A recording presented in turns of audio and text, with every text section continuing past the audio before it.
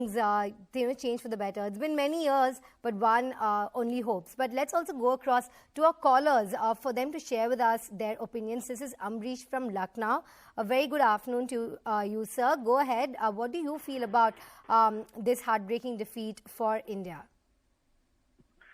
Good afternoon. It's definitely a heartbreaking thing because, the way what had happened, we were waking up in the night, late night to watch the match, and we were very excited like the way it was going. And Indian girls, the full credit to Indian women, the way they have played, they have resisted all the way throughout the 60 minutes, and they showed all the skill what Indian team has got.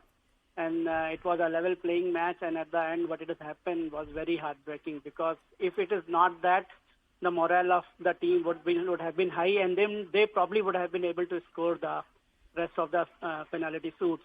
So this is very heartbreaking, and I'm very much agree with what Mr. Bhaskaran has said. He is a very respected player, and I'm following hockey since from my childhood. So, and then, if everything is go like that, so let's start match with the bronze medal match with New Zealand.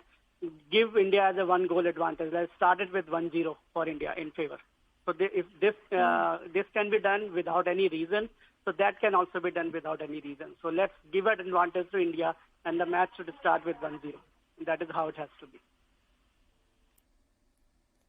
Thank you, Amrish. You've been an avid follower of the game. We appreciate your time. Let's go back to our respected guest, Mr. A.B. Subbiah. So you heard, one of the viewers calling in with their opinion. They've been following hockey. Absolutely heartbreaking. But perhaps can former Indian hockey players band together, the coach and perhaps, other people from the hockey community and talk about the fact that non-playing members, are solely consisted of the bulk of that hockey in international committee. And perhaps if that changes, then we can see lapses such as these be avoided in the future. Yeah, that can be done, but problem is that the whole FIH is dominated by the Europeans and the Australians actually. So that is one thing that when Dr. Batra was elected as FIH president, this was one few things was stopped actually against India. So that's why they used to be fair, and they know that they might be questioned from the FIH side if they do anything wrong. Otherwise, I can remember I was playing in Atlanta Olympics. 2 decisions went against us. One against Pakistan, one against Germany. Otherwise, we would have been in semifinals. One of these teams would have been out. Spain or Germany would have out from the league. See, this was happening from the right through. That time, not much of review was allowed, but now review is there. So, but everything is transparent. But still, they do this kind of mischievous. And I can say that 2006, I was the Indian women's hockey team's coach along with Mr. Kaushik in the World Cup Madrid. We scored a goal against Britain before going to the half time. We went to the breather with 1-0. But when we came back, they said it is 0-0 because that goal was something is outside the D. It has happened, so they cancelled the goal. So this was they always did unless we were he came as the head of the FIH. So these things were stopped, and that's why we had a our share of umpiring. But nowadays again they started their tactics. I think it's very bad for us. How much ever you might work hard and try to do your best, but still these 1 or 2 decisions like such, it will brings your players' moral down and you're out of the medal contention. Well, yes, and also as viewers, our morale comes down, and also as Indians, because we're all rooting for our players. Now we're also joined by another caller. This is Harish from Chennai. Very good afternoon to you, Harish. Tell us, what do you feel about the outcome of this game? I think I have a friend in Australia who called me up regarding this. The general feeling is, with Pakistan doing so much of terrorist activity in Kashmir, and India is still the largest exporter of COVID medicines to Pakistan. India is still the largest exporter of explosives to Pakistan. But the media and the politicians are giving a different view on TV altogether. It's something like this, he said. We are supporting Pakistan so much, but on media, you're totally, we are getting a different story.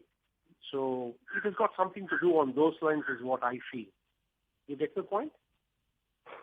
Like there's a conspiracy theory underneath this entire, lapse. But it looks like an umpiring lapse. Those visuals are on the screen. Did you watch the game, Harish? Because it looked like an umpiring lapse that delegate was saying no, no, no. And which is why then they reversed that decision. Why do you feel there's a conspiracy theory to this?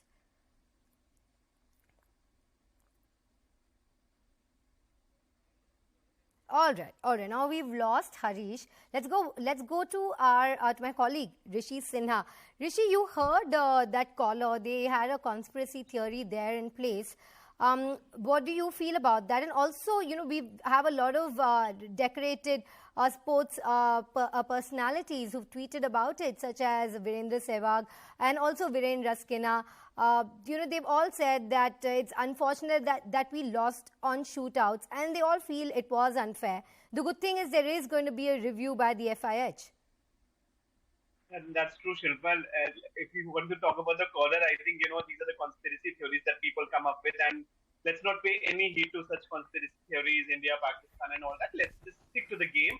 Talking about the game, yes, it's a good thing that India has already lodged a protest. But I don't think, practically speaking, nothing much can be done about it.